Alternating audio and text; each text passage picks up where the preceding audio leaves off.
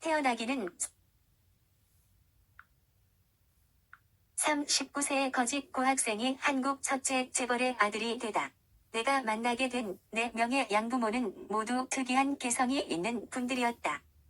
태어나기는 서울의 중량교 다리 및 가만히 움막에서였지만 4살 때 농부의 양아들이 되었다. 그리고 15세에 서울에 올라와 삼각산에 있는 화기사의 주지인 숭산 이행원 스님의 양아들 상자이 되었고 17세에 광화문 내수동 교회의 홍근석 목사님의 양아들이 되었다.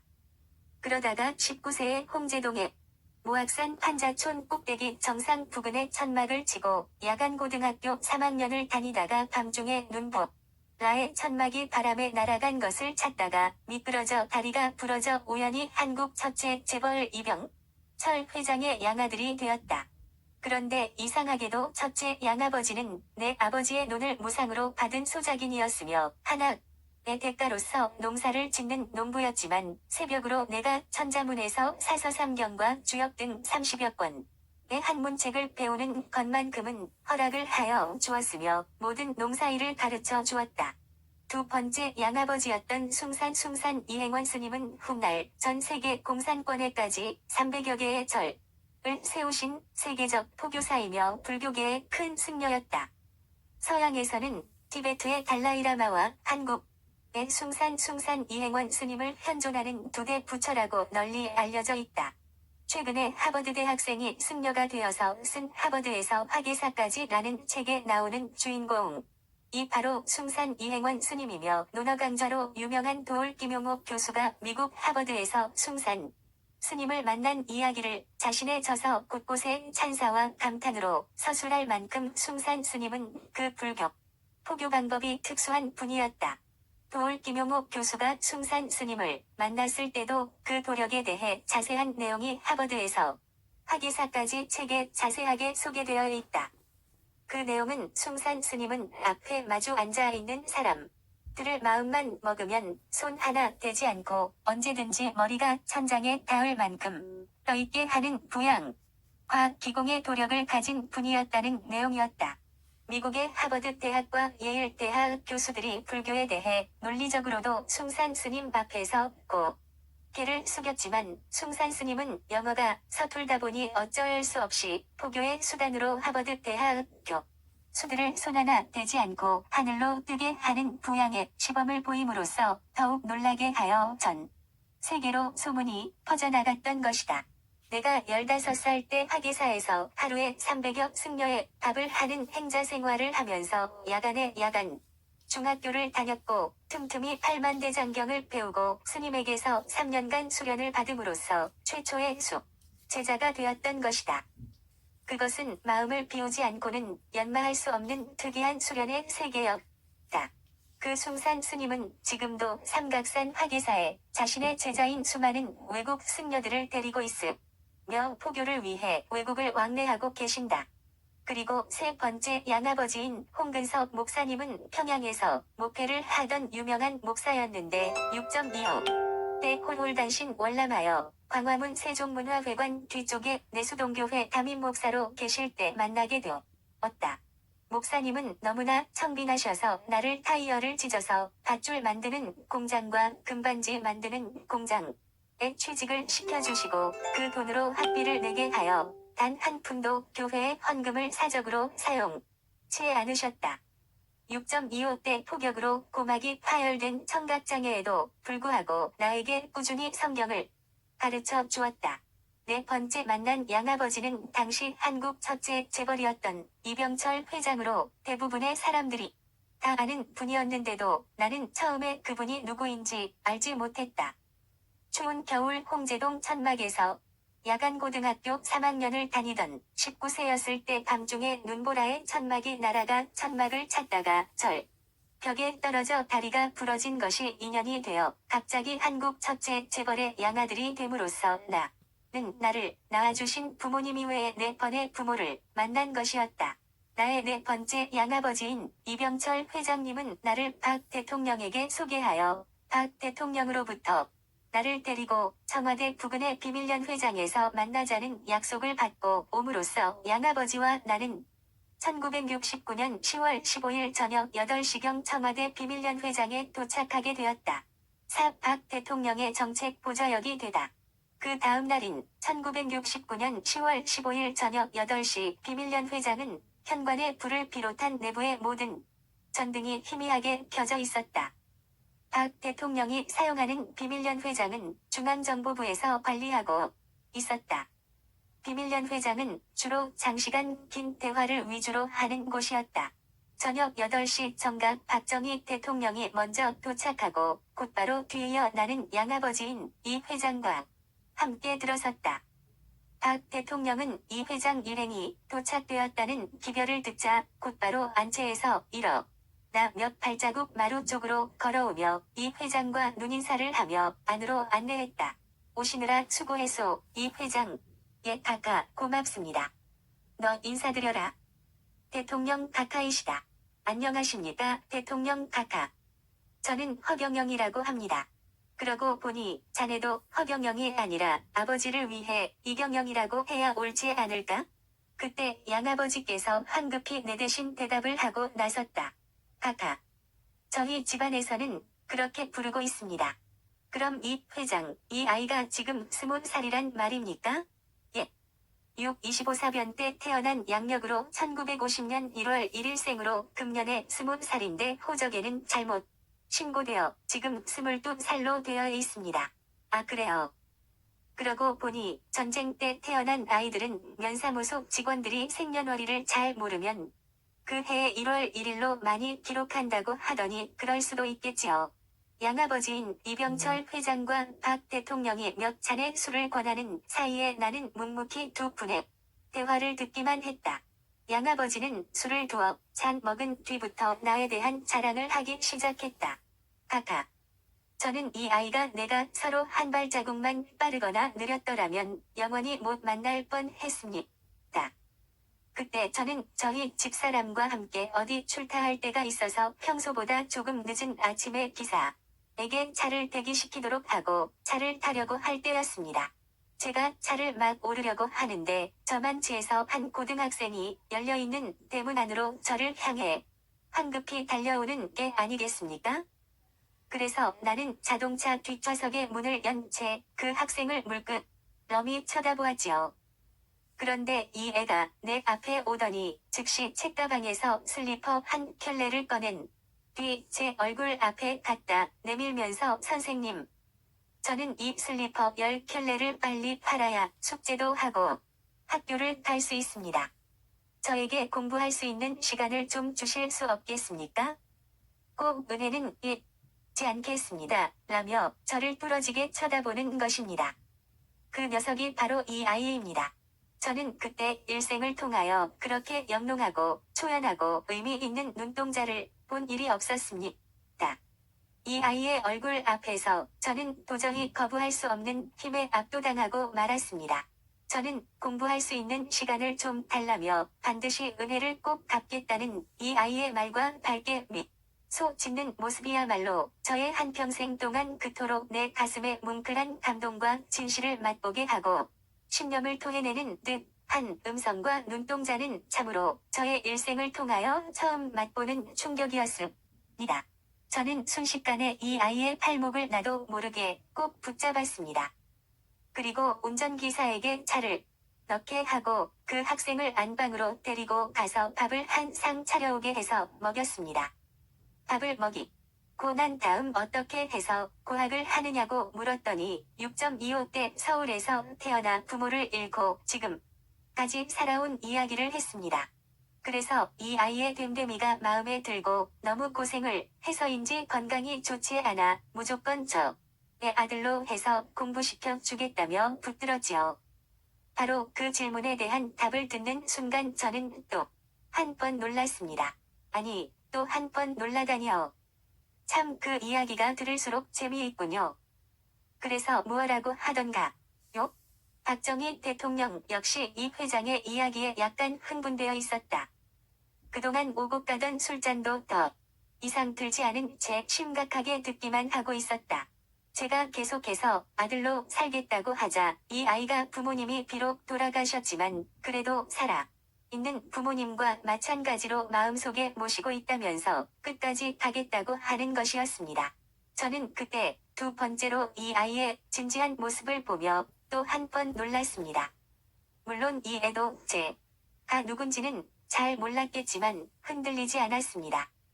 그래서 저는 그래, 그렇다면 일단 내가 그 슬리퍼 10개를 몽땅 사줄 테니 이야기를 좀 더 시간을 가지고 하자며 저는 한 켤레에 200원하는 샌들을 2,000원을 주고 몽땅 샀습니다. 내가 만약 길에 쓰러져 있으면 남의 부모라고 하여 돌보아주지 않겠나? 라고 묻자 한참을 머뭇거리다가 저의 부탁을 수락해 주었습니다. 참으로 저와 극적으로 부자지간의 인연을 맺었습니다. 내일 정오까지 천막과 책들을 가지고 우리 집으로 오도록 서로 약속을 한 뒤 이 아이는 즉시 저에게 제가 슬리퍼 10켤레 값으로 준 2,000원을 내어 놓는 것이었습니다. 그래서 나는 꼼짝없이 그 돈을 받았습니다.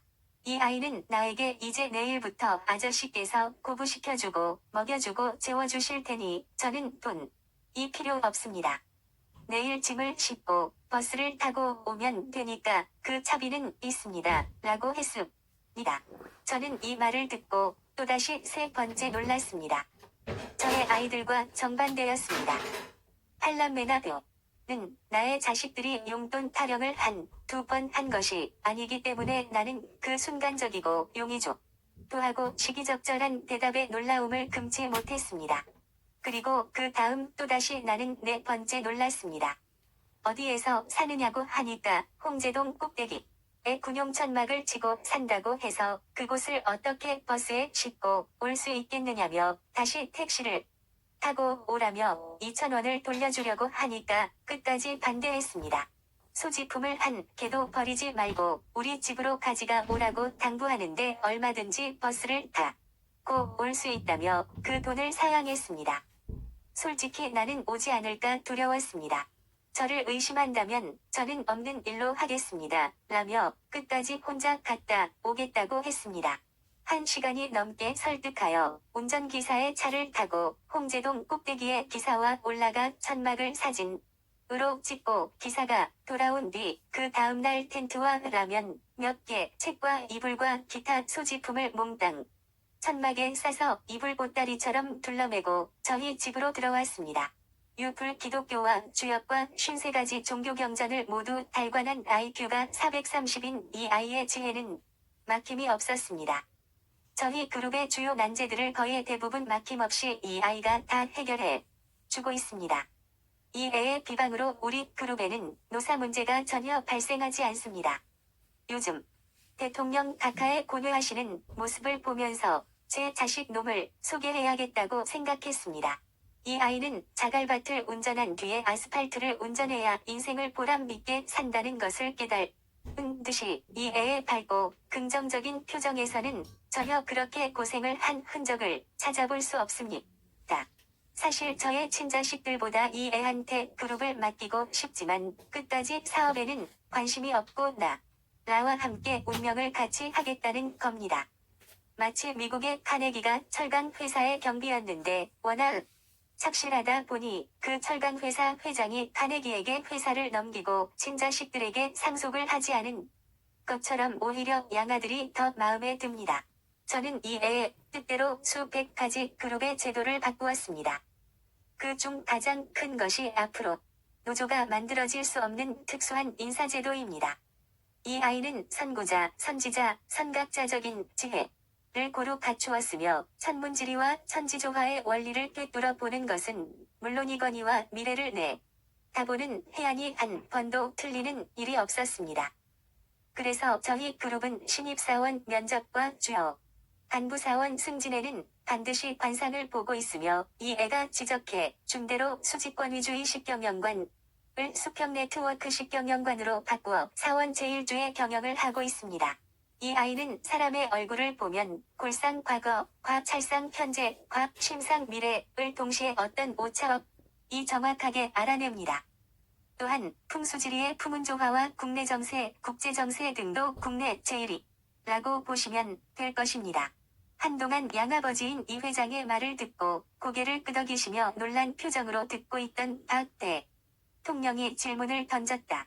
자네 부친인 이 회장의 말을 듣고 보니 신뢰가 가는군. 나는 요즘 국내외적으로 많은 어려움에 처해 있네. 야당과 미국 등에서 인권을 내세워 나를 어떻게 해보려고 하네. 마음 놓고 가난한 국민을 위해 일해 보려고 해도 나를 어떻게 해보려고 하네. 마음 놓고 가난한 국민을 위해 일해 보려고 해도 나를 데려가려는 사람이 너무 많아. 서 언제까지 목표를 세워 일을 해야 할지 때로는 걱정이 된다네. 그뿐인가 작년 1월 21일에는 김신조 무장간첩 몇십 명이 청와대에까지 와서 나를 죽이려 하지 않았나. 그래서 국가대사를 위해 오늘 자네와 함께 허심탄회하게 한번 대화를 해보기로 했네. 이 달 17일이 삼선개 헌 국민 투표인데 왜 이렇게 마음이 허전한지 모르겠어. 국민 개개인이 가난에서 해방되는 것이 곧 인권 보장이요 민주주의가 가능해지는 첫걸음인데 경제는 내팽개치고 미국식 민주주의만 따라가면 제일이라는 야당의 주장을 보면 참으로 나라 장래가 걱정이야. 한국식 민주주의로 나라의 경제가 부강해지다 보면 중산층이 생기고 중산층이 많이 생기면 교육 수준이 높아지고 민주주의와 통일은 저절로 자연스럽게 이루어지는 것이지. 미국 민주주의를 말로만 배울 수 있는 것이 아니며 공산주의자들을 말로만 설득해 통일이 될 수 없는 것인데 참으로 경제적 성장 없이는 두 가지 다 얻을 수 없는 것이 아니겠는가. 야. 당 정치인들이 나를 쿠데타를 했다고 하면서 서구식 민주주의를 부르짖고 있지만 그것은 정권을 잡기 위한 하나의 구호일 뿐이지 그들이 정권을 잡으면 서구식 민주주의를 할 수 있을 것 같은가? 결국 부정과 부패가 나라를 절단내고 말겠지. 우리에겐 한국식 민주주의가 필요한 거야. 사장이 자기 돈이라고 하여 자기 이익만 챙기고 사장실만 잘 꾸미고 임금과 종업원 숙사와 화장실을 엉망으로 해놓는 것이나 국민이 주권을 가지고 있다 해서 민주주의만 한다 치고 밤낮으로 싸우다가 경제를 망치는 것이 서구식 민주주의라고 볼 수 있지. 경제건. 설후후 민주주의가 나의 소신이네. 허군 자네는 이러한 나의 생각을 어떻게 생각하나? 각하께서는 수많은 가난의 경험과 조직 관리의 경험과 대인관계의 실제 경험자로서 저에게는 스승입니다. 그러나 저는 제가 알고 있는 지식과 지혜가 있지만 사람의 노력으로는 얻지 못하는 하늘로부터 물려받은 천부적인 천이지혜의 눈으로 말씀드리겠습니다. 지식의 종류는 세 가지가 있는데 어린아이들처럼 사물을 있는 그대로 보는 사물지식 과학 사물이 어떻게 생성되어 있는가를 보는 사실지식 과학 형이상학적으로 보는 조지식 창조지식이 있는데 이 지식이 체험을 거치면 지혜가 되는데 지혜의 종류도 세 가지가 있습니다. 학교에서 배우는 학이지혜와 체험으로 얻은 고니지혜와 하늘로부터 고난 천이지혜가 있습니다. 어린아이가 도자기잔을 보고도 그릇으로 아는 것이 사물 지식이며 커피잔이라고 하는 것이 사실 지식이며 뜨거운 것을 사람이 먹게 해주므로 커피잔을 사랑이라고 말하는 것을 창조 지식이라고 하며 그 커피잔을 어떻게 만드는가를 배우는 것. 이 학이지혜이며 배운 것을 체험하는 것이 고니지혜이며 배우지도 않은 것을 아는 것이 하늘이 준 천이지혜입니다. 각하는 하늘로부터 타고난 천이지혜가 발달하신 분입니다. 그렇기 때문에 이 땅의 가난을 물리치기 위해 각하는 혁명을 하였습니다. 헌법에 보장된 국민의 5대 권리인 투표권과 저항권과 혁명권이 있는데 국민이 지도자를 뽑기도 하지만 정치를 잘 못하면 납세저항 등 저항권을 행사할 수 있으며 정치가 부패할 때는 4.19나 5.16과 같은 혁명이 국민의 당연한 권리이며 우리 헌법 전문의 3.1운동 4.19 이거와 같은 국민저항이나 혁명이 있을 때의 헌법 기능은 정지된다고 관습법으로 명시되어 있습니다. 금강산도 19경이니 민주화는 숨기고 산업화를 기른다는 도민양산을 실시해야 합니다. 각하. 정치의 어머니는 경제이며 경제의 어머니는 경영이며 경영의 어머니는 인격이며 인격의 어머니는 도덕이며 도덕의 어머니는 하늘이며 신뢰입니다. 지도자의 생명은 국민과 하늘로부터 신뢰를 받는 것입니다. 신뢰받는 지도자나 정치인이 없을 때는 나라가 망하고 국제적으로도 고립되는 것입니다. 국민과 하늘을 쳐다보아도 한 점 부끄럼 없는 청렴한 도덕성을 가진 지도자가 아니고서는 아무리 지식이 많은 강요들을 데리고 있어도 이 땅의 보릿고개를 없앨 수 없습니다.